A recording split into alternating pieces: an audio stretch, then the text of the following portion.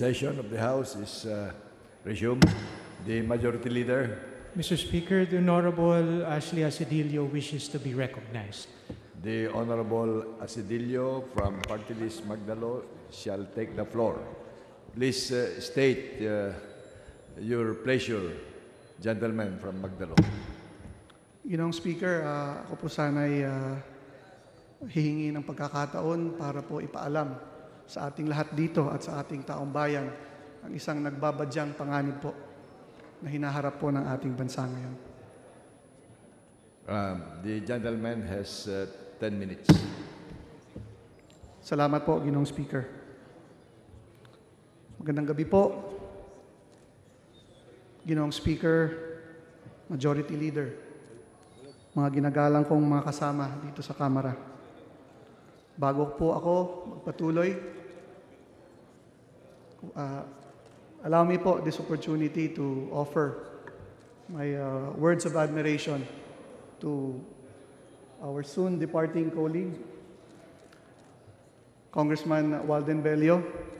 Your courage, your probity, and your integrity, dear Representative, is something I would like to emulate. Salamat po sa iyong pinakita po sa aming lahat. Mr. Speaker, I rise today not only on a matter of personal and collective privilege. I rise today for it is the duty of every member of this House to stand up for the truth, although that truth may be inconvenient, disturbing, or even downright disheartening. I stand up today, albeit for the third time, to warn us all here in Congress and to warn our people of an impending danger to our national security. And it's now right at our doorstep. Noong Hunyo 11 ng nakaraang taon, nagsalita po ako dito at ikinumpara ko ang estado ng ating mga isla sa West Philippine Sea sa mga ginagawang paghahanda ng bansang China sa kanyang mga nasasakupang isla sa kaparehong karagatan. We saw then the sorry state of our naval and marine detachments and saw how poorly we have prepared for an eventuality of a challenge to our continued occupation of these reefs and shoals. Agosto 27, 2 buwan matapos ang unang talumpati ko sa West Philippine Sea. Idinitalye ko sa pamamagitan ng mga larawan ang malawakang reclamation activities at fortification na patuloy na ginagawa ng China sa iba't ibang mga isla sa naturang karagatan. Inilahad ko rin po kung ano dapat ang mga hakbang na kailangan nating gawin bilang isang bansa upang mapagtanggol natin ang nararapat na sa atin.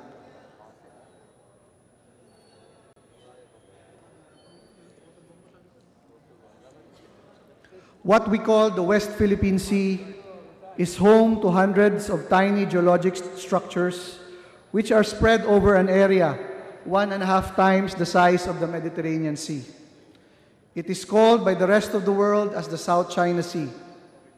Its largest group of islands number around 170 rock formations, reefs, shoals, and cays, and are called the Spratly Islands Archipelago.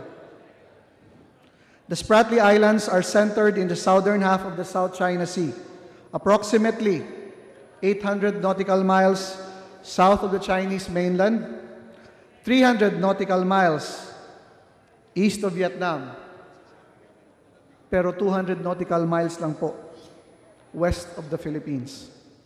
In terms of proximity, the Philippines, in fact, is one of the nearest claimant countries to the Spratlys. Joining the Pacific and Indian Oceans, the warm South China Sea is among the world's most biologically diverse areas, rich in both endangered species and commercial fish like tuna, mackerel, scads, and coral fish. The South China Sea is one of the Earth's most productive fishing zones in terms of its annual maritime catch, representing about 10% of the world's total fish catch. Kalahati po ng isdang kinukonsumo ng Pilipinas ay galing po sa West Philippine Sea.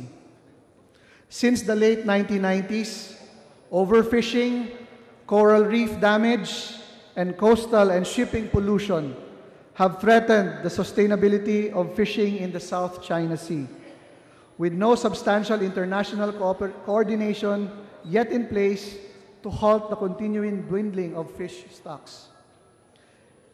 Instead, declining fish stocks in home waters have forced fishermen into waters claimed by other states, precipitating adverse reactions by maritime law enforcements, especially from China, in order to protect commercial interests within their claimed areas. In fact, fishing-related incidents are common in the South China Sea and sometimes lead to diplomatic or armed clashes. The extraction of hydrocarbon energy resources in the South China Sea also suffers under the tension of being an asset of the maritime commons. The more shallow southern portion of the South China Sea, which includes the Spratly Islands, has been called another Persian Gulf or an El Dorado for hydrocarbons for its rich potential. Certainly, the possibility for energy strikes in the area's sedimentary basins exists. The Spratly Islands region itself remains largely unexplored, so estimates vary. The U.S. Energy Information Administration in 2013 estimated the potential for undiscovered oil from as low as 0.8 billion to as high as 5.4 billion barrels and anywhere from 7 to as high as 55 trillion cubic feet of natural gas. The Philippines' Malampaya field, thankfully, lies northwest of Palawan and just outside the Spratlys area. It holds the distinction of being the only gas-producing field in the Spratlys region. In general, oil and gas claims have intensified as new technology has made previously difficult offshore oil and gas more accessible, while high energy prices make their potential more lucrative. Thus, political and armed clashes may occur in order to develop this energy potential before others exploit it first. If the waters around the Spratlys have historically been fishing grounds and today portend hydrocarbon wealth, the land features themselves have offered much less in economic activities and have never been permanently inhabited beyond recent fortifications.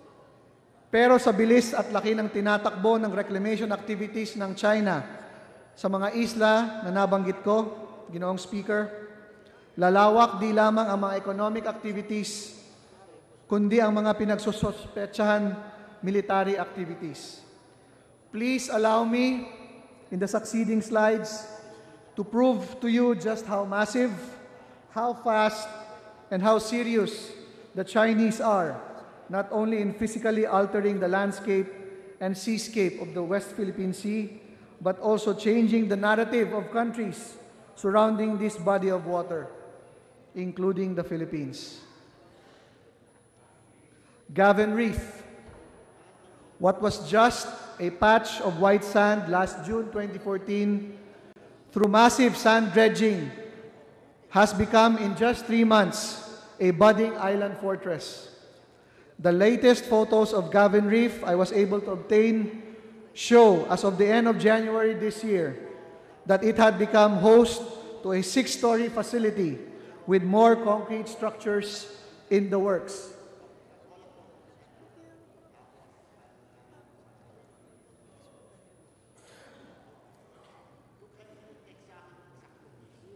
Next, please. Next.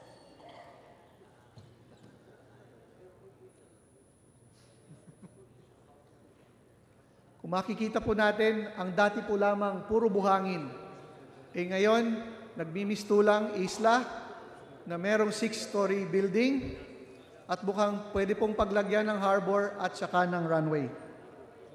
Punta po tayo sa Fiery Cross Reef.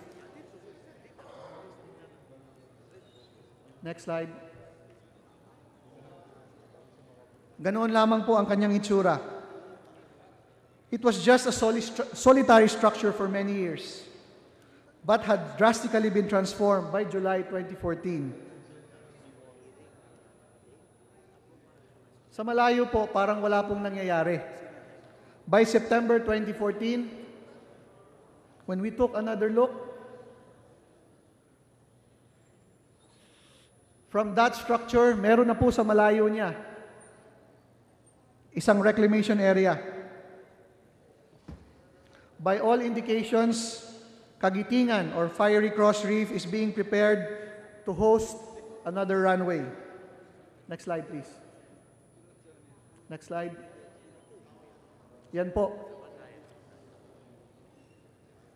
Tingnan po natin ang Chigwa Reef. Next slide. Next slide. Kung makikita niyo po, ang haba na 3 kilometers ay pwede po for jet operations na ang kailangan lamang po ay 2.4 kilometers. Next slide. Yan po. Yung binungkal nilang lupa para po i-reclaim ay ngayon po ay isang deep harbor na pwede nga pong pasukan ng mga supply ships katulad ng nakikita natin. Next slide. Next slide. Next slide. Yan po. Look at the scale of the reclamation activities just in this reef. Next slide. Next slide. Next slide. Ang Chigwa Reef po. Tingnan niyo po. Nagmimistula na rin Mall of Asia. Next slide. Next slide. Take note po, October 2014. Next slide.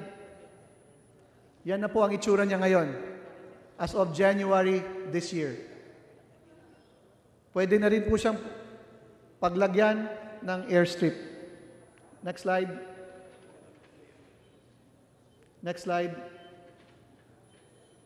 Yan po, sa close-up of Chigwa Reef.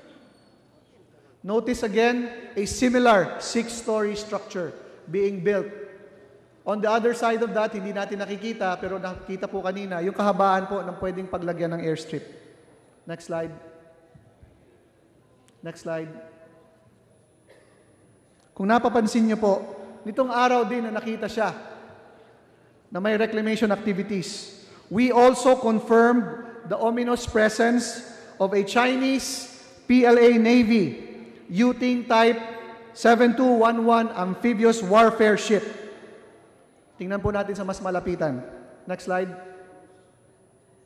Next slide, please. Yan po ang itsura niya. It is identifiable as Dan Sakshan because of its bow number 934. Kitang-kita po natin sa bandang kanan ng slide. Now, let us look at Johnson Reef. Yan po ang itsura niya noong July 2014. Next slide. Yan po, nung sumunod na buwan, noong Agosto. Next slide. September. Next slide. October. Next slide. Yan po ang itsura niya ngayong Enero. Tingnan po natin sa bandang kaliwa. Yung naka-highlight in orange, a similar, once again, 6-story structure. At tingnan niyo po yung dami ng mga barko na nagdadala ng supplies at tingnan niyo po ang extent na ng reclamation. Next slide, please. Yan po, malapitan. Tingin niyo po ba pang fishermen lang po yan? Next slide, please. Mas malapitan po. Take note of the octagonal structure somewhere in the middle of the slide. Next slide, please. Sa malayuan. Yan po ang Calderon Reef o tinatawag po nilang Quarteron Reef. Again, this was taken last July 2014. Next slide, please. Next slide. Yan na po nung September. Next slide, please. October. Next slide, please. Yan po, as of January this year. Yung nasa kaliwa po, yan lang po ang itsura niya noong 2009. Iisang building lang po. Ngayon, nagmimistulang isang buong isla na naman. Next slide, please. Diyan po, ganyan po, kalalaking mga barko ang naglalayag papunta sa reclamation areas na yan. Next slide, please. That's another close-up of Quarteron Reef. Malapitan po doon sa construction activities. Look again at the octagonal structure similar to that of Johnson Reef. Next slide, please. Yan po, malapitan uli. Nagmimistula na namang Mall of Asia. A similar 6-story structure with more concrete structures all around it in the making. Next slide. Malayuan.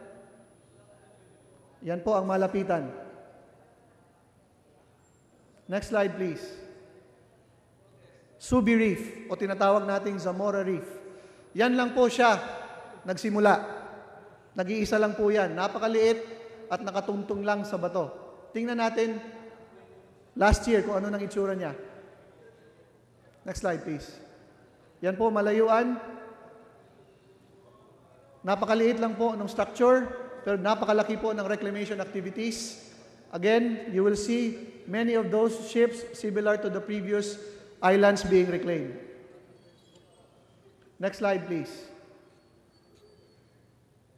Yan po, nakikita na naman natin ang sand dredging.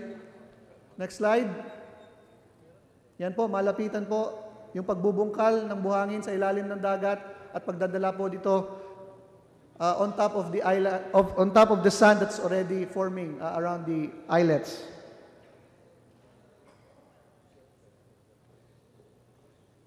Next slide, please.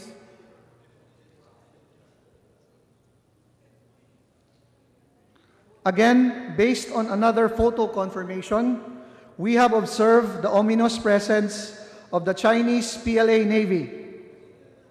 Tingnan po natin na mas malapitan. Yan po ang tinatawag nating Yuting 3, Class 72A, landing ship.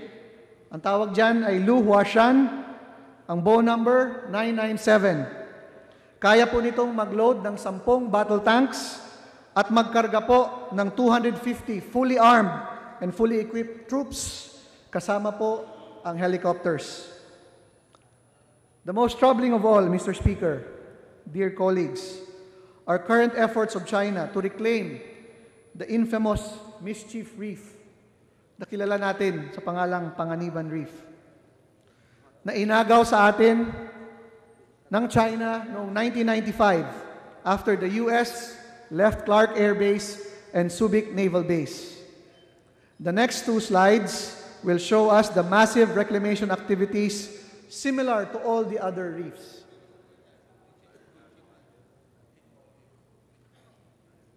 Alam niyo po, walang sinabi ang reclamation efforts natin sa Rojas Boulevard at ang ginawa ng SM doon po sa Mall of Asia. Notice again the visible presence. Pakibalik po ng isang slide. Notice again the very visible presence of another Chinese Navy ship, a Jianghu class type 53 ship, which is a surface warfare frigate. Kaya-kaya pong magpalubog ng kahit anumang Coast Guard o Navy ship natin.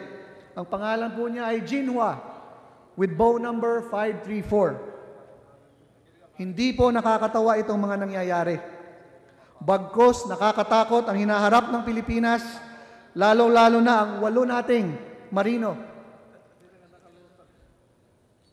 na nakadistino at nagbabantay sa Ayungin Shoal, or internationally known as Second Thomas Shoal. Nagbanta po ang China. Nakukubkubid nila ang Ayungin Shoal. At dito lamang nakaraang taon, paulit-ulit nilang hinarang ang mga supply ships na nagdadala ng pagkain at logistics sa ating tropa sa Ayungin. Sa tansya ko po, bago matapos ang taong ito, buo nang maisa sa katuparan ng China ang pagbablockade sa Ayungin Shoal, forcing us to permanently withdraw our Marines from BRP Sierra Madre, at ito po ay tuluyan ng maaagaw mula sa Pilipinas. Let us remember that Ayungin is less than 50 kilometers away from the Chinese-controlled Mischief Reef. And the Chinese can easily cut off our marine detachment in Ayungin from the rest of Palawan. Dahil ito po'y roughly 400 kilometers away pa po. History reminds us, my dear colleagues, that China has never been shy about using all means at its command to further its aims. In this diagram from the esteemed publication Foreign Affairs, China has, for over 60 years to date, been involved in the most number of disputes in the South and East China Seas, and most of them against the Philippines. In fact, 24 incidents involving the Philippines, 19 incidents involving Japan, 17 incidents involving Vietnam. Kahit po ang Estados Unidos ay nagkaroon po ng 6 na insidente with China. The bloodiest, which happened with Vietnam in 1998, pinakita ko po dito sa isang video last year, noong Agosto. We saw 17 Vietnamese sailors mercilessly butchered by the Chinese Navy. Ranged up against China, we are seriously outmatched and outgunned, even when we talk of comparative Coast Guard or maritime constabulary strength alone.